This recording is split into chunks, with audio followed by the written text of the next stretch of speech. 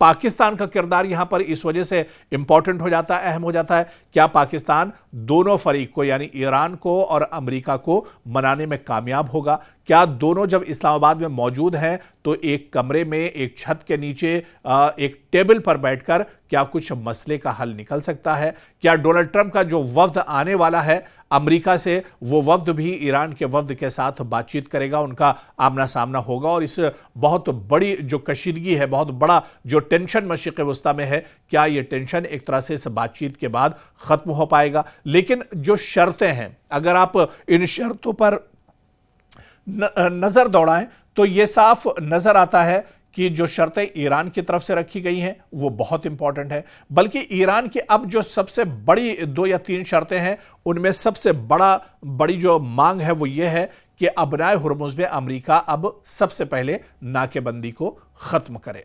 इसके अलावा दूसरी जो बड़ी मांग है कि लबनान पर इजराइल जो लगातार हमले कर रहा है, इजराइल को अपने हमले लबनान पर रोकने होंगे और बातचीत में लबनान को भी एक तरह से शामिल करना होगा। दूसरी बड़ी मांग। तीसरी ईरान की जो बड़ी मांग है वो ये है कि जो अभी तक जंग हुई है, जो ईरान के ऊपर जंग थोपी गई है, इसमें जो नुकसान ईरान का हुआ है उसका हर्जाना अमेरिका अदा करे, उसका हर्जाना एक तरह से अमेरिका दे। ये दरअसल 3 बड़ी शर्तें हैं। एक और शर्त जो बहुत बड़ी शर्त है दरअसल ईरान की तरफ से, ईरान ये चाहता है कि मशरिक़ वस्ता में मुस्तकिल पीस हो, मुस्तकिल अमन हो, यहां पर अब दोबारा से जंग ना हो। ऐसे में अमेरिका के सामने ईरान ने यह भी शर्त रखी है कि खित्ते में यानी इस पूरे रीजन में, इस मशरिक़ वस्ता में मुस्तकिल अमन होना चाहिए, मुस्तकिल जंगबंदी एक तरह से होनी चाहिए, तभी यह मसला एक तरह से हल हो सकता है। लेकिन दूसरी तरफ ये जो शर्तें हैं, क्या अमेरिका मानेगा नहीं मानेगा, ये तो टेबल पर आने के बाद, बातचीत आगे बढ़ने के बाद एक तरह से पता चलेगा। लेकिन दूसरी तरफ जो अमेरिका की शर्तें हैं उन्हें भी आप सुन लीजिए। अमेरिका की दरअसल सबसे बड़ी शर्त यह है कि जो यूरेनियम पैदा किया है ईरान ने, जो अफजूदगी की है यूरेनियम की, इस यूरेनियम को दरअसल ईरान अमेरिका के हवाले कर दे।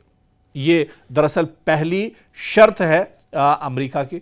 दूसरी शर्त यह है कि ईरान पूरी तरह से अबनाए हुर्मुज़ को खोल दे, वहां पर न तो कोई टोल नाका बनाए, न किसी आने जाने वाले पर हमला करे, न किसी आने जाने वाले को परेशान करे, बल्कि पूरा अबनाए हुर्मुज़ जिस तरह से पहले खुला हुआ था, ठीक उसी तरह से ईरान अबनाए हुर्मुज़ को फ्री कर दे और अबनाए हुर्मुज़ पर आने जाने का रास्ता दरअसल साफ हो जाए। ये 2 बड़ी मांगें हैं। और इसके अलावा एक बड़ी मांग यह भी है कि जो हिजबुल्लाह है उसे दरअसल एक तरह से जो मुसल्लह हिजबुल्लाह का जो ग्रुप है मुजाहिदीन का, वो एक तरह से सरेंडर कर दे। इस तरह की भी मांग अमेरिका की है।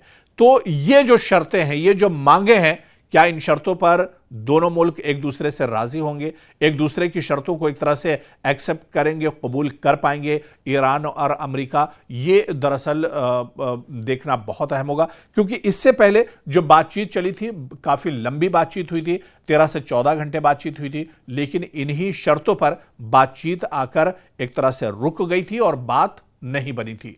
फिर बातचीत का दौर शुरू हो रहा है। क्या बातचीत से बात बनेगी, यह देखना अब अहम होगा।